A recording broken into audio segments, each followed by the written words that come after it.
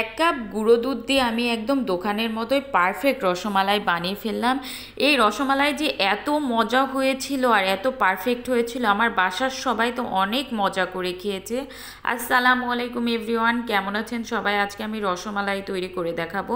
এই জন্য আমি এক কাপ ডিপ্লোমা দুধ নিয়ে নিয়েছি।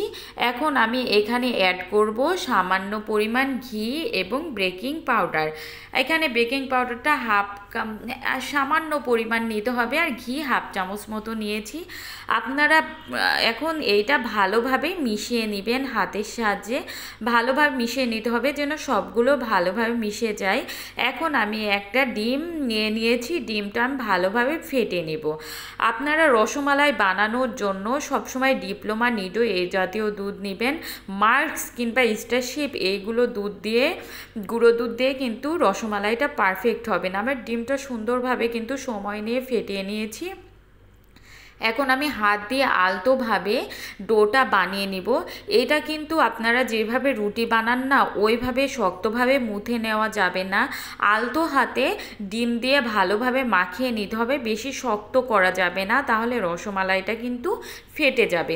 সুন্দরভাবে মাখিয়ে নিতে হবে। এখানে যদি সেক্ষেত্রে আপনার মনে হয় ডোটা শক্ত হয়ে যাচ্ছে, তাহলে সামান্য পরিমাণ লাস্টে একটু পানি কিংবা দুধ দিয়ে ডোটা বানিয়ে নিতে পারেন। এখন আমি আমার পছন্দ মতো শেপ দিয়ে নিচ্ছি। আপনারা চাইলে গোল বা চ্যাপ্টা যে যেমন ইচ্ছা বানিয়ে নিতে পারেন। রসমালাইয়ের এইটা আমি লম্বা লম্বা করে শেপ দিয়ে নিচ্ছি প্রত্যেকটা। আপনারা এইভাবে পারফেক্টলি আমার এই রেসিপিতে যদি রসমালাই বানান না, রসমালাইটা একদম পারফেক্ট হবে। আমার রসমালাইটা খুবই সুন্দরভাবে পারফেক্টভাবে হয়েছিল। আপনারা এইভাবে আপনারা বানিয়ে ফেলতে পারেন। এখন আমি এক এক করে সবগুলো প্রত্যেকটা শেপ দিয়ে নিব।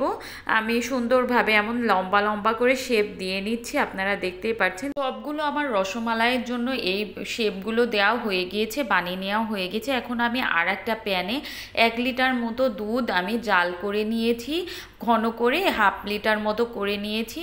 এখন আমি এখানে 4টা এলাচ দিয়ে দিলাম। এলাচটা আপনারা স্কিপও করতে পারেন, আমার এলাচের ফ্লেভারটা ভালো লাগে তাই আমি কিন্তু এখানে এলাচ দিয়েছি। আর দিয়ে দিয়েছি হাফ কাপ মতো চিনি। এই 1 লিটার দুধের জন্য কিন্তু হাফ কাপ মতোই চিনি লাগবে। এর থেকে বেশি দিলে না আপনার এই রসমালাইটা অনেক মিষ্টি হয়ে যাবে, যেহেতু দুধটা অনেক ঘন হয়ে যাবে। এখন আমি এই যেগুলো শেপ আকারে দিয়ে দিয়েছি এগুলো দিয়ে দিব। একবার যদি বলক উঠে এই পর্যায়ে আপনি এগুলো দিয়ে দিবেন। বেশি বলক উঠানো যাবে না, তাহলে রসমালাইগুলো কিন্তু ভালো হবে না, দুধটা বেশি ঘন হয়ে আসলে।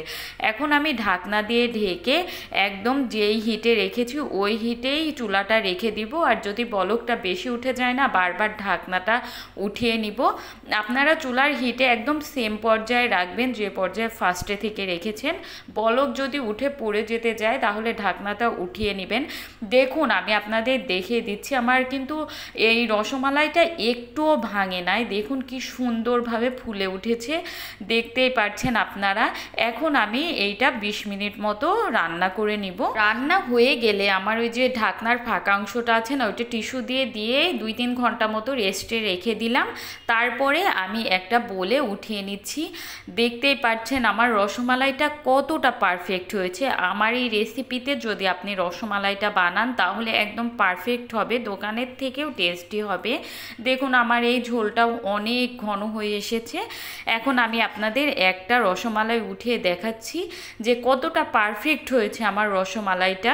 এই যে দেখুন আমি কেটে দেখাচ্ছি, ভেতরের ময়েশ্চারটা কতটা পারফেক্ট হয়েছে। আর এত মজা হয়েছিল যে দোকানের থেকেও বেশি টেস্ট হবে। আপনারা যদি বাসায় বানাতে পারেন তাহলে কেনই বা দোকান থেকে কিনে খাবেন। আজ এ পর্যন্তই। আল্লাহ।